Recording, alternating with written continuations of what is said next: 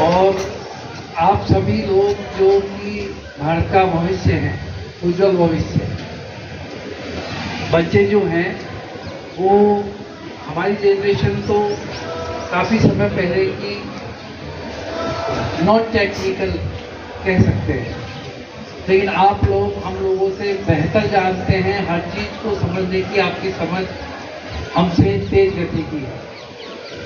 तो भारत के उज्जवल भविष्य के नाते आप लोग और उस भविष्य का निर्माण करने वाले सभी टीचर्स को मेरी तरफ से सुप्रभात। और जहाँ तक है कि हमारे यहाँ राज्य जिला विधिक सेवा प्राधिकरण ने कार्यक्रम आयोजित किया है कि हमें बच्चों को ये समझाना है कि आज के तकनीकी युग में साइबर एब्यूज कैसे हो रहा है।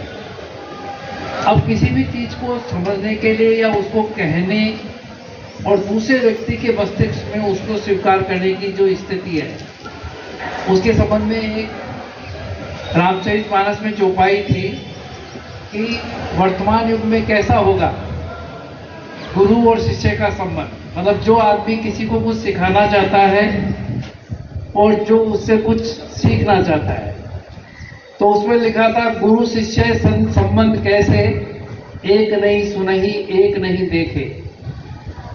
यानी गुरु और शिष्य का संबंध ऐसा होगा कि एक को सुनाई नहीं देगा और एक को दिखाई नहीं देगा।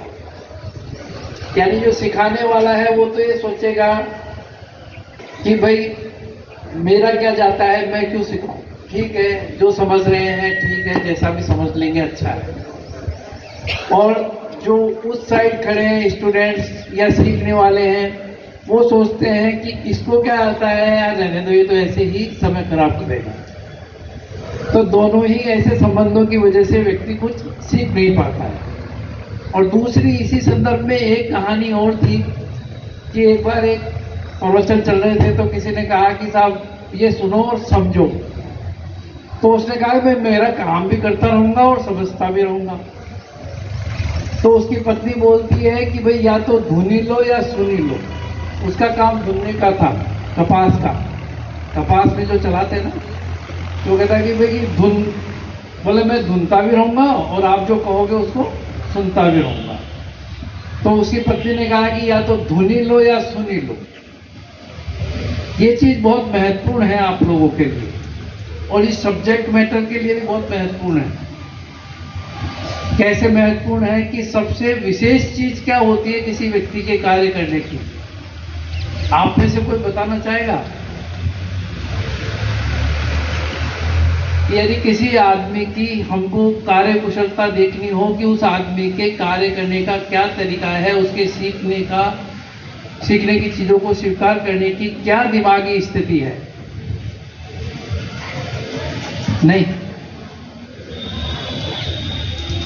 चलो मैं बताता हूं। उसमें ऐसा है कि एक काम 4 आदमियों को दे दिया जाए कि भाई आपको ये काम करना है, चाहे वो साधारण से डाक में जो आपको पत्र भेजना है, उस पत्र को भेजने का एक काम 5 व्यक्तियों को दे दिया जाए कि भाई आपको ये पत्र तैयार करके भेजना है। अब आप देखिएगा उनमें से कोई एक आदमी तो टिकट लगा देगा गलत, एक पीछे की तरफ टिकट लगा देगा, एक नाम लिखना है घनश्याम लिख देगा राधेश्याम, एक को एड्रेस लिखना था तो उस एड्रेस में पिन कोड नंबर नहीं लिखेगा। यानी लगभग उस पत्र को पूरी तरह से सही, मुश्किल से 10 व्यक्तियों को काम दिया तो 2 व्यक्ति करें। क्यों?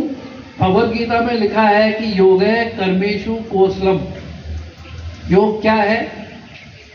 कार्य की आपकी कुशलता है। अभी सभी बच्चे हम एक लाइन में खड़े हैं, लेकिन किसी का एक हाथ ऊपर है, किसी का एक हाथ नीचे है, कोई टेढ़ा खड़ा है, कोई चाहता है कि मैं पड़ोस में खड़े मेरे दोस्त से बात कर लूं या उसको इशारा करता रहूं। यानी हम हमारे कार्य की कुशलता को घटाते रहते हैं। अब इसका सब्जेक्ट से क्या संबंध है? सब्जेक्ट है कि साइबर अब्यूज। अब जहां तक है, मैं कल ये सोच रहा था कि साइबर शब्द को अपन कैसे समझा सकते हैं बच्चों को। तो मैंने सोचा कि भाई चलो कोई डेफिनेशन होगी या कोई चीज होगी। कुल मिलाकर ये है कि टेक्निकली हम जिन भी साधनों का उपयोग करते हैं उनकी वजह से हमको जो परेशानियां खड़ी हो जाती है उनसे बचने के लिए ये साइबर एब्यूज वाली चीज की गई है।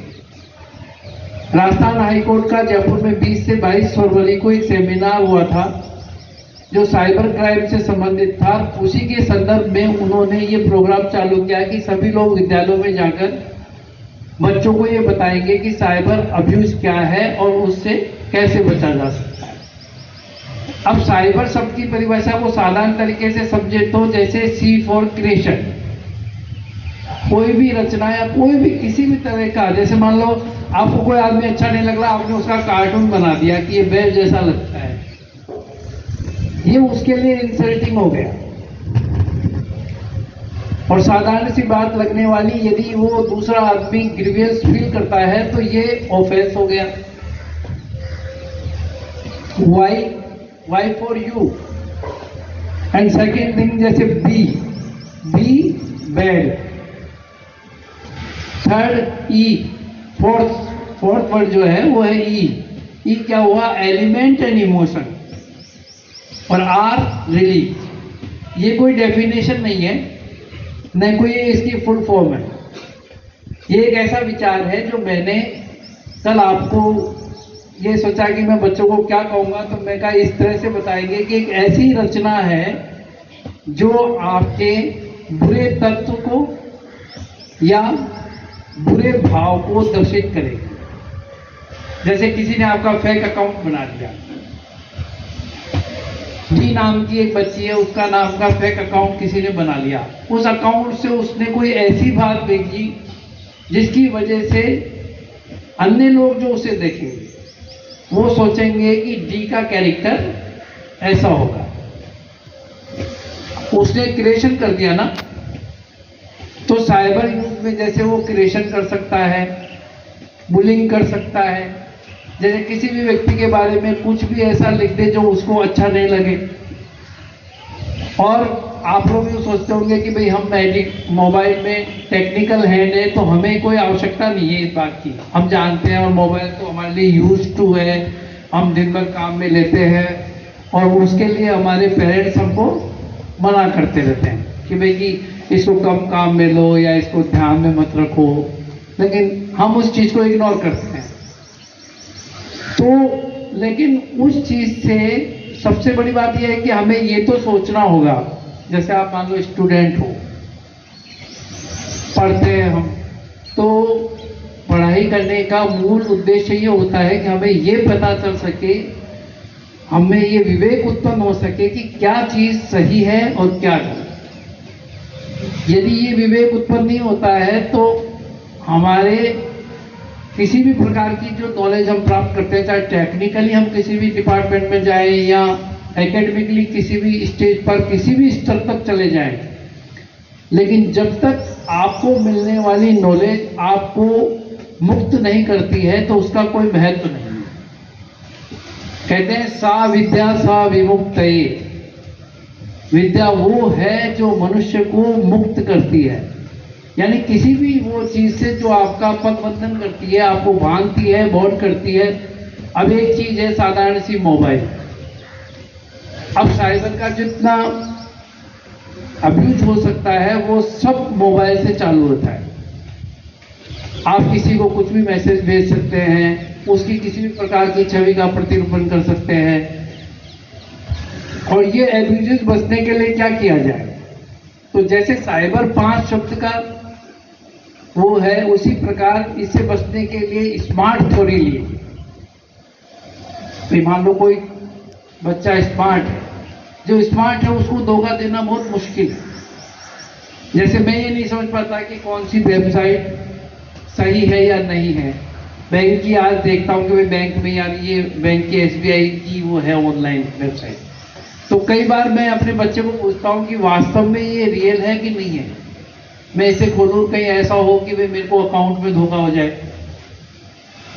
तो बच्चा खैर है 11th-12th क्लास में, लेकिन वो मोर देन टेक्निकल एक्सपर्ट से मेरे से ज्यादा इंटेलिजेंट है, तो वो बताएगा कि नहीं ऐसा नहीं है, इसमें ग्रीन ये